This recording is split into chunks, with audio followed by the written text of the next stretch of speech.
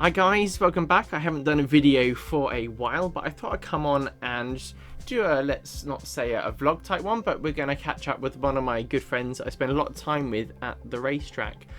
A number of you that know who I am, I'm Trish, I work at Schumacher Racing and I travel all over the world trying to help the team get to the success that they would like to and try and help the company reach the goals that we dream to achieve. And we've managed to do that quite a lot over the years, especially with Michal Orlowski, or Michal Orlowski, as he would be pronounced in Poland. Anyway, I'll just get straight onto it. We'll get him in now. I've already got him online. We're not going to pretend to give him a ring. He's here. So, hey Michal, how are you doing? Hi Trish's channel. Hi everyone. I hope you're all well, and thank you Trish for having me here.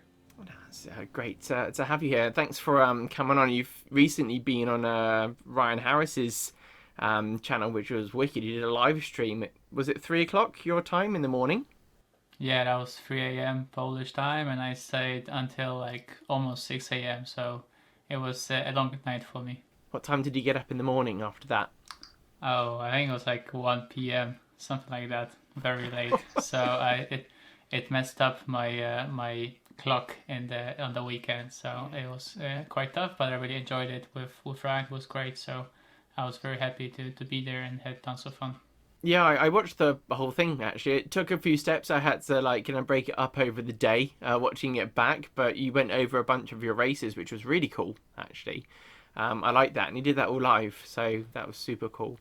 But obviously I wanted to talk to you about kind of what we've been up to over the years, what we'd like to do this year, what we were going to be doing this year as well. Like, it's been a few races cancelled, so I guess the next EOS race hasn't been cancelled. That's still on for 5 weeks time at Andernach, so who knows, we might be there.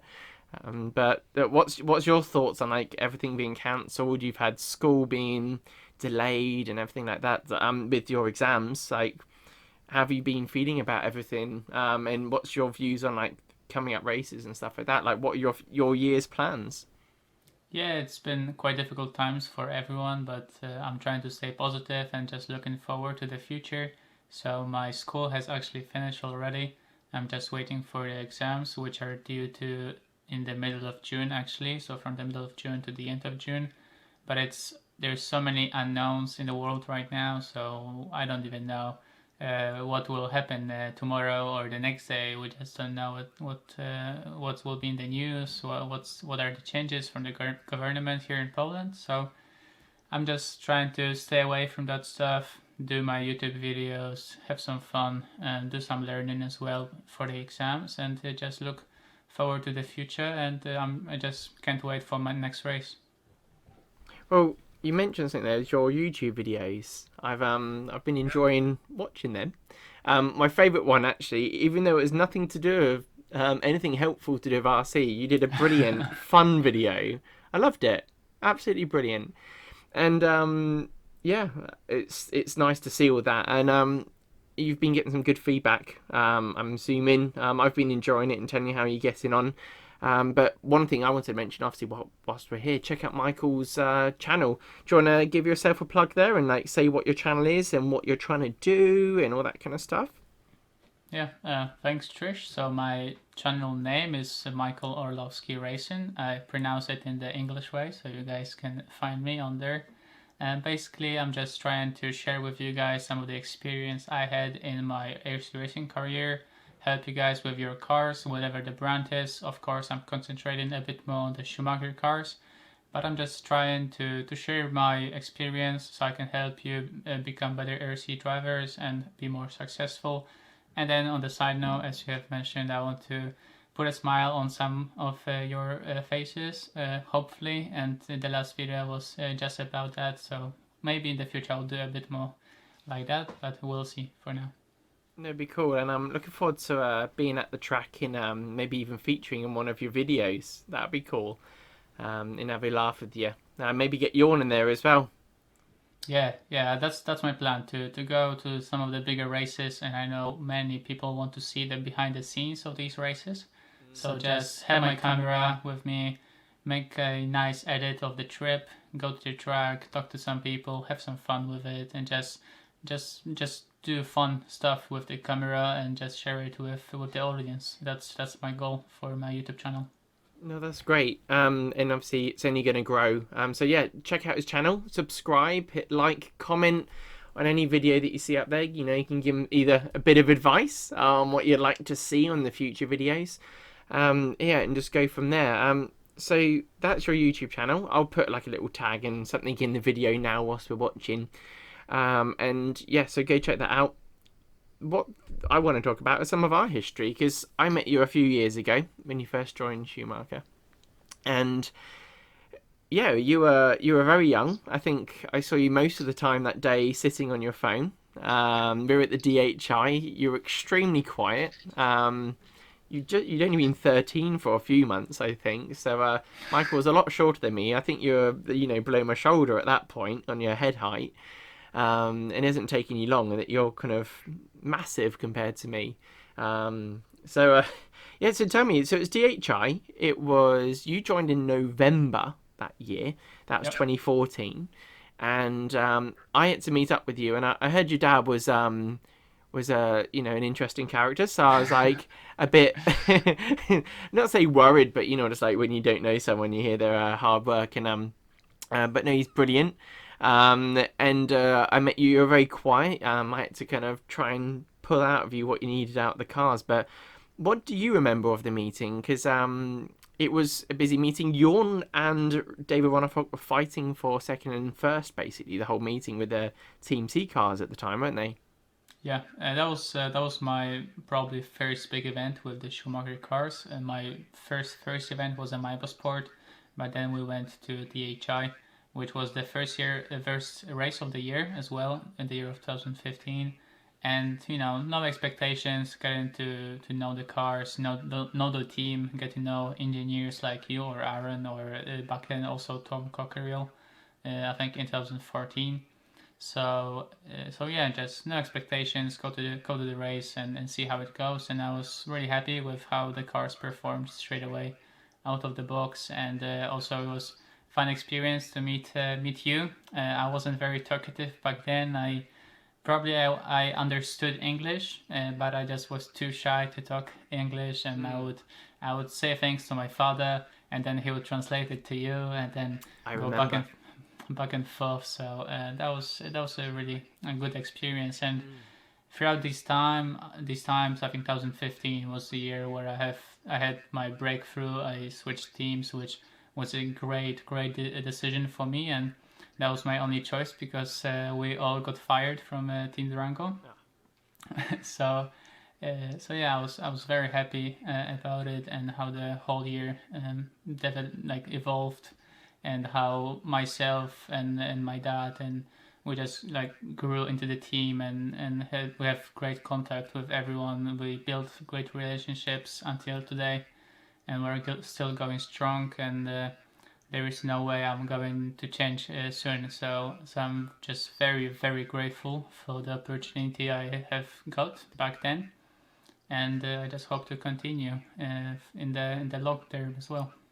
Yeah, so for me, I didn't know much about you. I knew you'd done well at some of the EOS rounds and stuff like that with your Durango. I think in 4Drive you got third. What was your highest you'd achieved? Yeah, and at the EOS is that third. That was the best scores I would get. I think I was on the podium in 2Drive maybe 3 times, and I would finish third every time. And then my last EOS with Durango was third in 4Drive as well.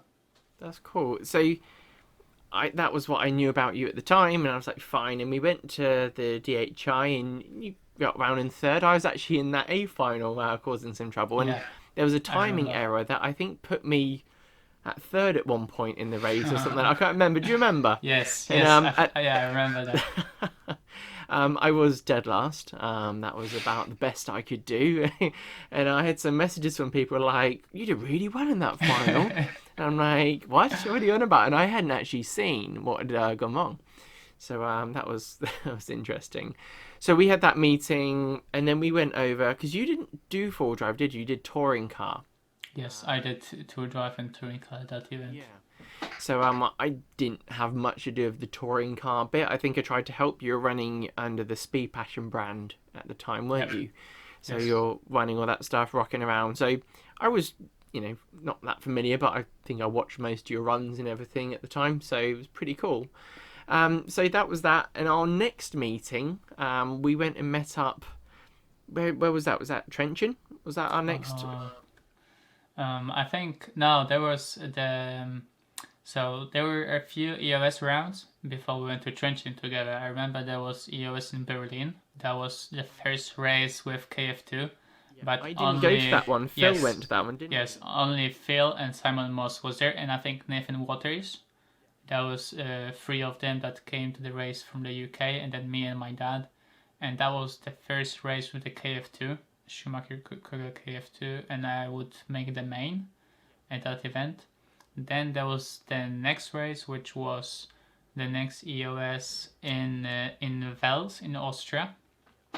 And that was the first race I was really competitive and fighting for the win in the EOS. And I remember I had a speedo shut off or something happened with my electronics when I was leading, and I would finish like 5th at that event because just the finals didn't go my way, but I was really fast. And then the next round was Trenchant.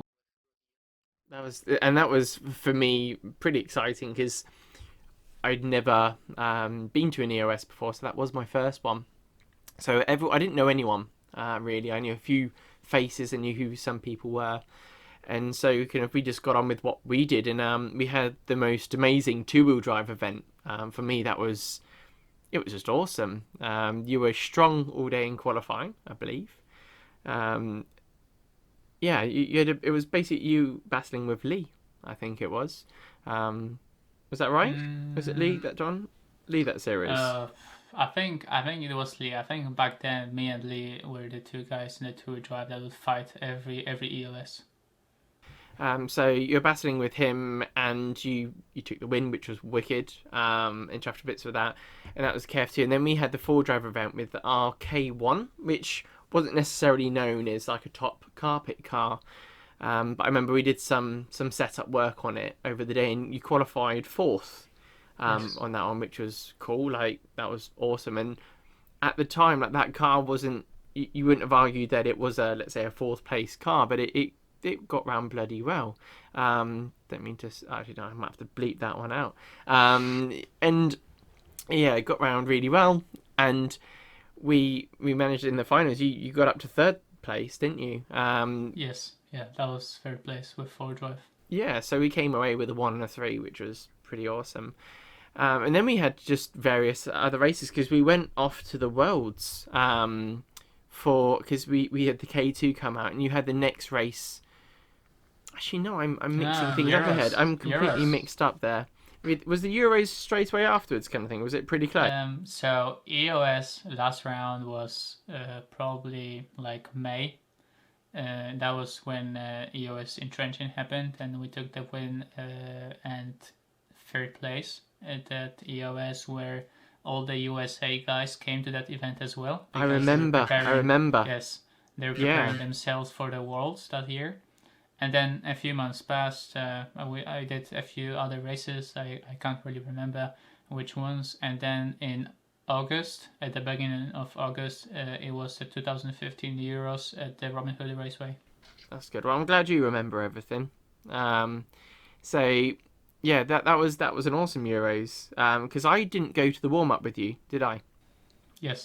Yeah. So I'd heard that the KF2 wasn't particularly good at the time on that surface. So I created a little car that moved the motor as far back as possible, which actually then eventually came the KF2 SE. And that actually went round all right. You made the main, and Peter Pininish, or Pinchy as we call him, he qualified 4th, didn't he? Yes, he qualified 4th, but the finals didn't go his way, unfortunately. Yeah, because wasn't it Reinhard, Lee, and Neil? Who else was in there? Neil. Craig. Yeah. So that they did their own thing up there. So that was cool for them. And then we got onto the 4-wheel drive event, and that was interesting because in practice, what I always remember is that the car worked pretty well straight away. from when you've been at the warm-up race. You were pretty happy with it. We tried a couple of things over the day, but all we ever did was like just a shim 0.5. I think that's when you started learning about my 0.5 movements on shims and stuff like that. There's these really small changes that make a good difference. And we went through the day and we just bedded in tyres all through practice. And everyone else was messing around with inserts and stuff like that. Is that right? Yeah, that's correct. Yeah. So and then we got to qualifying, but we'd never been like top qualifier through the qualifier, so through the practices kind of thing. We'd never been top practice guy, and but I think we knew our pace. It was good. And then you did the first qualifier, and it was awesome because you were instantly at the top, and a lot of people were like, "What's going on? What, Michael's not showing that pace. You know, what have you done different?" And but nothing was different. We've just bedded our tyres in. We've not messed around like everyone else on the different tyre and insert strategies. So I think the game plan was where it needed to be on that one. Obviously, we didn't know it was going to work out that well, but it did. But tell me about the meeting for you, like starting from first qualifier, like when you TQ'd your first ever Euros qualifier round. That would be that, right? Yeah, that was wicked actually. The Q1, I wasn't expecting that, and some might say we're sandbagging in practice, but we're just betting in tires because when you that was M3 whole shots at that event, they were better for me after one run. So basically that's what we did. Whole practice I would bet in tires for qualifying and finals, and it just worked. Everything clicked in Q1. I had a clean run and I would TQ that round to a huge surprise, I think, for everyone. And to me, I was loving it. I was buzzing. Yeah. And then, qualifying pass, I had not too good, like Q2, Q3, Q4. Probably I was too excited about Q1. Just some pressure, I wasn't too experienced. I was 13 years old at that event. So basically I just did my best. I didn't really concentrate on anything and just. You had your cool glasses on the whole time, so I never knew what was going on in your face. Yeah, I just had this cool game face going into every qualifier, every final, just doing my thing out there. No, it was awesome. And then obviously you got to the finals. And obviously a lot of people already know the story. A lot of people have already heard what you felt about it, but I was standing, I think, around the same place each time before the start of each race, and I was so nervous. Obviously you had Jorn behind you, who's an absolute weapon, plus you had Neil, both of them that were there ready to pounce. And I think it was the last qualifier was the bit that then got you to where you TQ'd, wasn't it? You're fighting for it. And I remember just going back to that before the final started, is I was standing at the beginning of the jump section, and I watched you from, all the jumps were in a line in front of me, and I watched you jump off the side of the track. And did you drive yourself back over onto the track? Yeah. That was my only mistake in Q5. So I started off really well. I was on a good pace, and then I jumped off the track to the side, and then I think I hit a chair on which Marshall was sitting, and then I would come back. I lost probably almost 2 seconds on that crash in Q5. Yeah, you have no idea what you do to my heart when that happens. I would always find it interesting if they put a monitor on my heart during the races that I watch of you, especially when those moments happen. And obviously you were the heat before Neil, so you didn't know what time he'd done at this point. So you just, in my head, it's kind of, I'm a Lewis Hamilton fan, so it's kind of like, come on, Michael, hammer time, just smash those laps in. And you're like robot driver, like full speed robot, like you will not beat this. This is the maximum you can go around this track. And it was incredible. But we didn't know the significance of that run until obviously the end of the qualifying round when Neil, how much did he beat him by? Was it 1/100ths or something like that? Was it something tiny? I can't remember. Yeah, it was so close, probably like 700. Yeah, it was great, and you just didn't know. It was crazy. So that was awesome. So then we got to the finals, and they were a story in themselves. I'm sure the videos are online, but the one that stands out the most for me, because obviously Neil was there, but Jorn became your friend at one moment. I remember, because Jorn came in. It was almost like he knew he was going to join Schumacher in a few years to make me like him. And he came, like, proper on the heels of Neil, like rear gunner, not rear gunner, but like attack dog, like leave my mate alone, and that just gave you that little bit of breathing room to get that leg. But then I think was that leg 3 that happened. So A1 I crashed on the first lap. That's what I can remember. And then A2, basically I think both A2 and A3, Jorn was very aggressive and trying to pass Neil, which would give me some breathing room at some point in the race. So in both finals, I think Jorn was my friend. Yeah, well, there was one moment because he was running slicks, wasn't he? And he was incredibly fast. I think the weather was perfect for it because I remember speaking to him about it, and he said it just worked. Like, I guess if it was a few degrees different, then he would have maybe been sliding all off the track, but it was amazing. So yeah, so that was awesome. RC Racing TV were there as well during the recording, so it's just that's where they'd be able to find it if you want to have a little watch anyway. So no, that was amazing, and obviously you took the win. And for you, I guess it probably took a bit of time to sink in that feeling, like, because there'd be a lot of people that would love to know that feeling, me included. And yeah, just explain. I know you've probably said it a million times how you felt at the time, but that was your first big win. You know, you'd won an EOS, 2-wheel drive round, but you've just won a 4-wheel drive European Championship. Yeah, it was amazing. I think like the moment I crossed the line, I didn't feel anything. But when all the emotions calmed down and it all synced in, I was extremely happy and I think it was a huge confidence boost for me. And just going into the future races, it wasn't like I've never felt that I now won a European Championship. Now I'm a really good driver. It just gave me the confidence boost to improve myself and win more races. And unfortunately, I wasn't able to win a European title in off-road since then.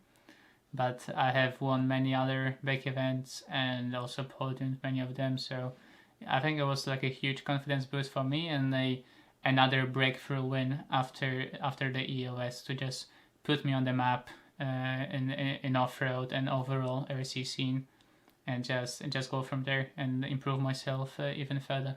Yeah, for me it was kind of, you won the EOS and I thought that's awesome, but if we get a result like that again, that'd be really cool. And then obviously you won the Euros, so that was amazing. And obviously that's not to say the best you've done for us since then, because you've done so many things, but we've been so close at other times over the years. But I think two-wheel drive events we've been incredibly close. It was either a first or third on the cards. You racing Neil in Spain, it was, when we had our KD prototype, which you broke a few times. I think that's the fastest you've ever seen me run to get it fixed before the next run. So that was awesome. But yeah, Spain was brilliant because that car worked. It worked really, really well. But you flipped it over at that little bump at the end of the straight a couple of times, didn't you? I think during qualifying, wasn't it? Yeah, exactly. That was probably the most annoying place for me on the track. But it was a great event. We didn't get the win. We got the podium, so it was still a good event for the future and just a learning experience to bring us further, improve our mentalities and our driving skills. And that's just racing. You cannot win every race. No, but we can try, right?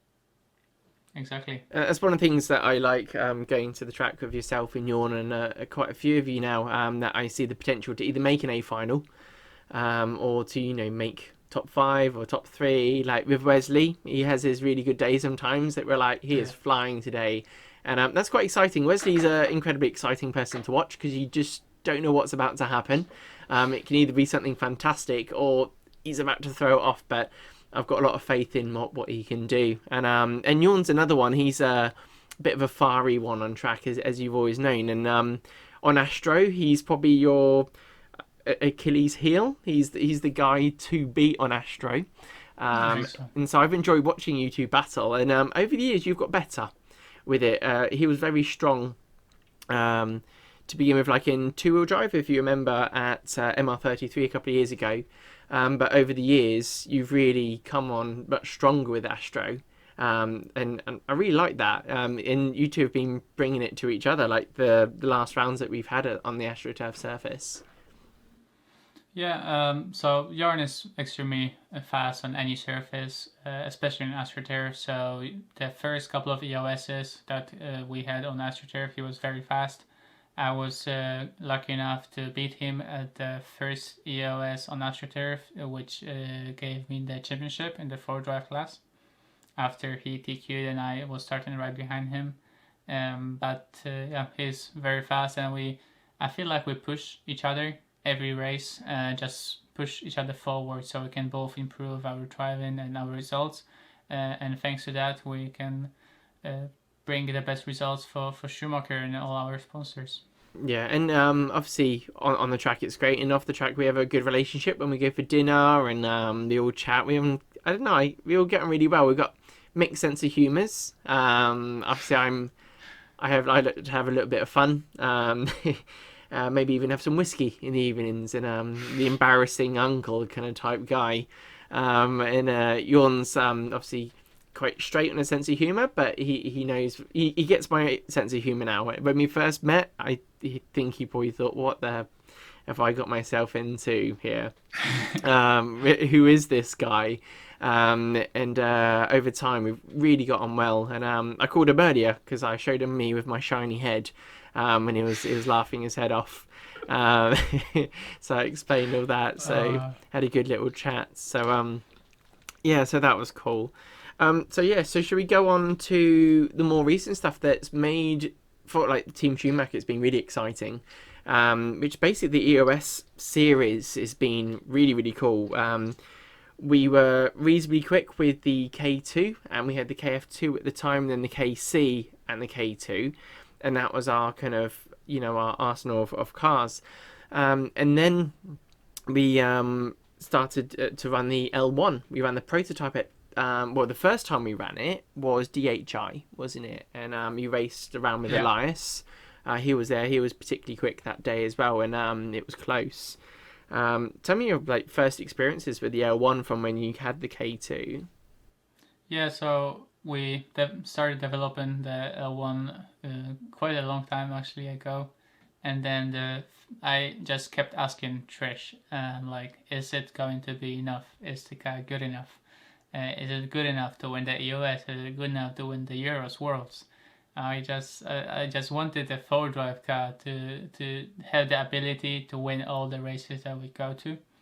So I was very confident. I knew that we are able, and you are able, to produce the best car out there. And DHI was good. I won the event, and I won quite a few smaller events on carpet prior to the EOS, to the first EOS with the L1. But I just kept asking if that's enough to win. I remember. The EOS. It made me a bit nervous, actually, every time you asked that. And we didn't know until we got there, because we had DHI. We then had the British GP, where you raced Lee and Neil. And then we went to the Reedy, and we had a bit of trouble with the car, didn't we, at the time? And the prototype had a couple of problems, which actually was really good for us, because it made the car better for the meetings after that, which was really good. So I'm kind of glad that we struggled with it a bit. Obviously for you guys it wasn't so fun, but that always drives me forward as an engineer. My job is to have solutions to problems, and so we did that, and then we went to Dawn, and I made some prototype parts to improve the car a bit, and by the end of practice I had a huge smile on my face with 4-wheel drive. It was incredible. So what was your thoughts? Because you'd been rocking around with that car, because the first practice I think your belt came off, and so we still hadn't completely shown our pace. And then the time practice that counted was when you did it as well, wasn't it? That you managed to put in a solid, your couple of laps and everything, wasn't it? So how did you feel? Because I couldn't wipe the grin off my face.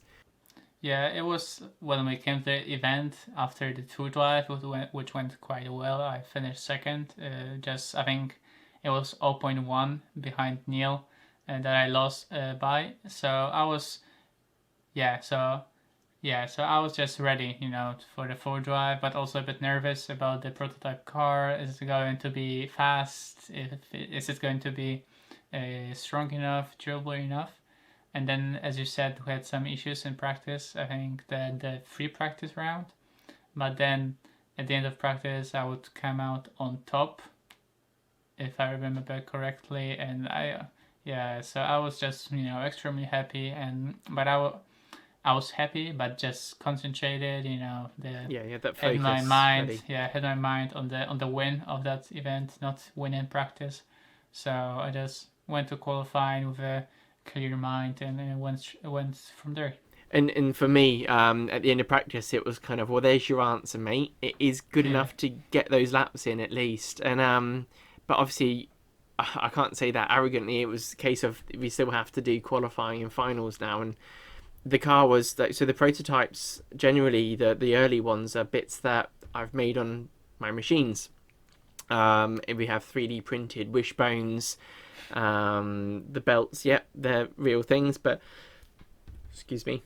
Everything else is fabricated either on a machine or I've had to get on the lathe or whatever. So both you and Jorn are running the cars and only had so many spares as well. So it was kind of fingers crossed you don't break too much stuff to the point that I can't fix anything. So that was absolutely awesome. So yeah, do you remember the event well, with how qualifying went for you and how close it was to Bruno? Yeah, I remember quite well because it was an extremely exciting event for me. I know that I was quickest in practice, but Bruno was also very consistent and fast with his car. So basically, two of us were probably a bit quicker than the rest of the field. So we would battle in qualifying, and I would TQ one round, and he would TQ three of them. I remember I had a few mistakes, and also I had some issues with the car as well. And I think Q1. So I wasn't, the confidence wasn't that high in my opinion, and that would cost me not to TQ that event. But I was still extremely happy with second and being so close to Bruno, because he was the guy to beat at that time. Yeah, because no one's been able to touch him up to that point. It was crazy how fast he'd been. And then, going to the finals, starting behind Bruno, just, looking for the win. Knowing that it is close, very close, I just stuck behind Bruno and tried to keep up with him, and came away with a really good win after he made a few mistakes in the finals and gave me the lead in A1, A2. And after winning both of these mains, I was able to win the event, and actually I shed a tear in my eye. Oh. No, it was amazing for me to especially to go back to the factory to tell the guys that what we'd achieved, because that was a result that, well, it's not been reachable before that point. And then we had the rest of the series to go out and do some work for. So we had the rest of the series that went particularly well. Obviously we didn't win all of them. Obviously it was still a battle. I can't remember. Tell me. Do you remember the history of each round? I want to hear your account. Yeah, I remember everything. So after Germany went down, we went to the next event, which was the Trenching round, where Bruno actually didn't go because he went to Thailand for the TITC race. So I was fighting Martin Beyer. He was fast. Very fast. Yeah, he was very fast at that event. So luckily I was able to come away with a double win after that event. And then we went into Wels in Austria. That was round number 4. And I won. I won through a drive in front of Neil. So I started second again behind Neil, like in down, but this time I was able to beat him in the finals. And then we went to full drive. Me and Jorn put it first and second on the grid. We're so fast, so much faster than anyone else. But we just threw it away. I remember the finals. I couldn't believe it. Yeah, you jumped off the track. You did the Euros on me, but still didn't win. Yeah, I made my mistakes, and just wasn't the best set of finals for me. And actually Bruno came away with a win at that event, and then we went to the final round. And I will pass it to you so you can start talking about Yeah, it. so we went to Arena 33, and that's pretty cool. So that's the Tony Sport track basically. Mark Reinhard, Tony Reinhard, Uwe, they all take care of that, and there's a great team there. Really nice team as well. The chef, big happy chap. Whatever you want. Yeah, of course, it's fine. When they come in and give you the food, and I really enjoyed going there. Really nice facility as well because of the toilets and stuff. That's now gone. They've moved to where the touring car track is now, I believe. But so we went there, and we had it all to play for basically. You had to. Did you have to TQ and win, or actually no? You had to just win it, didn't you? Yeah, I just had to win. Yeah. So that was that. So Bruno had as much to lose as you. So we had to see how well it went. And two-wheel drive went alright. Jorn was extremely strong. It's the first EOS he'd won for a long time, wasn't it, in two-wheel drive? Is that right? Yeah, I think that was his first EOS win since like 2015 or something like that. Yeah, so he must have been pleased with that. And then we went to the four-wheel drive event, and he was incredibly fast to begin with. And it was, I was like, you're going to make this difficult for us today, aren't you? But he was brilliant, and you're brilliant too. It's one of those things where you both had to battle it out to achieve it. And Bruno was kind of rocking around in the 3 spot, not quite being able to keep up with you guys on the Astro. I don't think, giving him his due, Astro wasn't his thing. Watching him at the time. It doesn't seem to suit his style as much, but I'm sure he doesn't get to practice on it as much as well. But that was that really. But no, that was a wonderful meeting. Nice hot day. I think most times we've been there has been a really hot, nice time there. We took the win on that one. You and Jorn battling out wicked track with the jumps and everything, and the angled corners with the berms and the off camber bits and on camber corners. Really liking it. And in the evenings was good because they did the barbecue. I think at the end of the no, it was the second to last day. Basically, they ran that, didn't they? And it was cool. Uwe was doing the barbecue as well, wasn't he? He's flipping the sausages over, and there's lots of beer and stuff there. So really good event. So yeah, that was that. And then obviously we went to do the next EOS round, and it was the same kind of story really. But Neil got replaced by Lee on this one. So the series before, Neil was battling you in two-wheel drive. And there's Lee kind of got back on it for this series, wasn't it? Is that right? I can't really remember. I think it was Lee, Jona as well, and then Bruno a bit. That's right. Yona came into the scene on that one. But no, that was a brilliant season. But the main reason I want to talk about the first EOS series is because that was where we really made our strong strides on it. So the other thing I want to talk about is obviously the prototypes and stuff like that and doing testing. And I just wanted to talk about, we went to Reims in France. They pronounce it in various different ways, but that's where the Euros was a couple of years ago now. And we did some testing with the laydown at the time. We had printed gearboxes and stuff like that, and they had some big jumps and stuff. You've seen the track, and we're having a really good day with it, actually. And me and Michael were racing. I had one prototype, he had the other, and he was teaching me a few tricks as well through the day, so it helped me. And I remember there was a big jump diagonally, kind of in front of the rostrum, but it was long, and I was watching it, and we were racing, and I think I was doing a bit of commentary at the time, and you went over the jump, and you landed, and the rear end of the car basically disintegrated, and the diff went rolling away, and it was probably the only time I found it funny when a prototype's actually broken. It was such a funny day. Yeah, it was so much fun. I think I cried for like 2 minutes on the driver's side just from laughing. It was so funny. It was hilarious. I loved it, and sometimes it's kind of like, Michael, stop it. I only have a few of these. But that's probably the only time that I've just, yeah, it's been a hilarious moment. I had to go and chase after the diff as it's rolling their way down into some pile of dust. But no, that's been awesome. So the next thing that I want to talk about is the recent worlds that we had. Obviously, you've talked about it with a few different people. From my point of view, it was a tough event, really tough event. The track was like ice.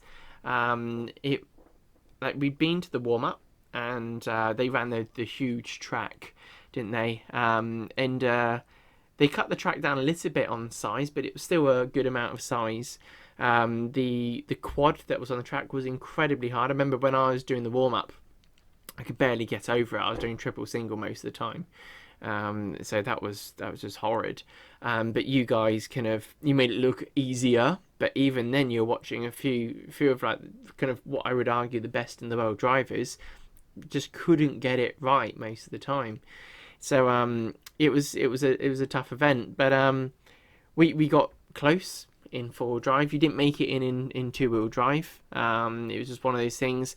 Maybe the car wasn't quite where it needed to be. Obviously, there's things that we could have done. It's always a case of if I could go back there now, I'd probably go with a load of different bits, make you something special, just to try and get us there, which would then become a new product in the future.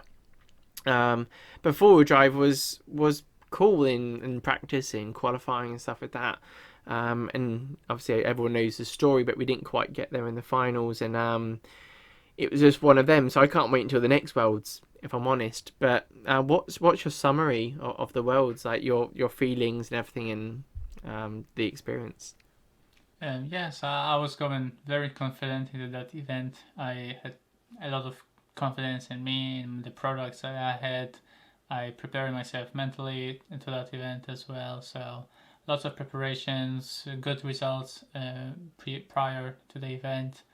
And then, yeah, World Championships is always an extremely difficult event. The guys from around the world meet in the same place, all the best guys out there, all the best drivers, all the factories, team managers, everyone come to the event. So it's extremely difficult. The track was very difficult, and at the Worlds, just everything has to click like in one point, and it's you need to have some luck. Lots of driving skill, and to drive wasn't our best shot. We had some issues, and we're quick, but just couldn't find the just this thing which would give us a few more attempts. But we're close in the just missing the A main. And then 4-wheel drive started off a bit slow. I knew that the car is good. I knew it's going to be all right.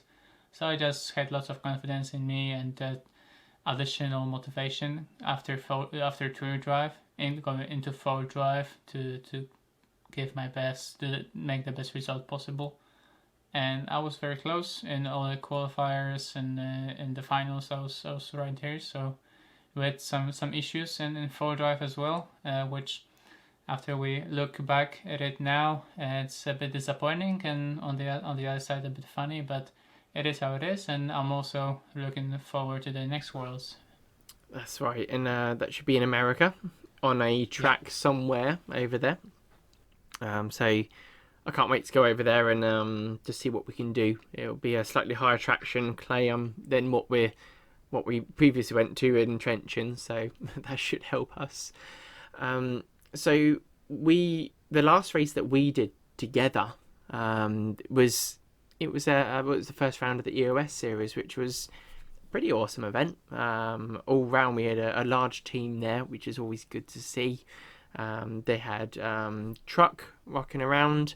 Johan had my prototype that I did for the truck, and he was very dominant with that. Wesley actually used it for the last leg because Johan had already won, and I won that. But in 2-wheel drive and 4-wheel drive, you were solid. 2-wheel drive arguably was a slightly, I never want to say it was an easier event, but 4-wheel drive was a bit more, there was a lot more going on with 4-wheel drive, from what I remember. But no, like, talk about that event to me, because it's a strange layout that they do, because they have a T shape, don't they, for the track. Yeah. But yeah, just give me a couple of your views from that meeting, because I love that meeting. It was brilliant. Yeah, so, EOS, one of my favorite, I mean, this is my favorite race series, so it's an extremely important event for me and for us as well. So going into that, I was quite confident. We have done lots of testing on carpet before the event at the Maybo Sport, a bit in Poland, and you have done your test in the UK. And our cars are extremely good on carpet. I went there, looked at the track. I was quite happy. It was a big open layout, a few jumps as well. So I was, like every race, just confident, had prepped cars, and just go for it in all the legs, in all the qualifiers. Yes. And the tour drive was extremely good, straight from the get go. I think we made, as you said before, just an 0.5 change somewhere, maybe even 2 changes in the first practice or first 2 practices, and just stayed with the same car for the whole event. And changed tires, checked the ride height and cambers, and every run I just tried to do my best, and I was able to take the win in the tour drive class after taking the TQ. So full points for the championship, which is extremely important for EOS. And then for drive, same story, just a few little changes in the car. Jorna was very fast, which was quite a surprise, I think, to everyone. But it was really cool to see him on top in I think Q2 or Q3. I know we're fighting together for the TQ in Q4, so it was really cool to see him race with me in the 4 drive. And then luckily I was able to take the TQ after TQ in the last round of qualifying. And then the finals were a bit more hectic than tour drive. I had a few small bubbles, but luckily I was able to come away with another TQ and win. No, it was an awesome meeting. I ran the stock class and did quite well at that. The main reason I did the stock class is because normally it's a busy event, so then I'm not able to take care of you guys if I'm making a C, a D, or a B, or whatever. It means I then can't watch your runs and just try and help where I can.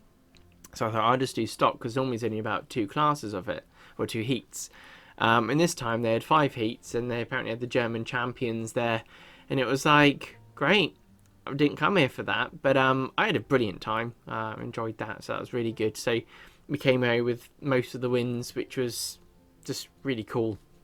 It was one of those dream events that you hope that you have again some point, but yeah, they always come harder each time.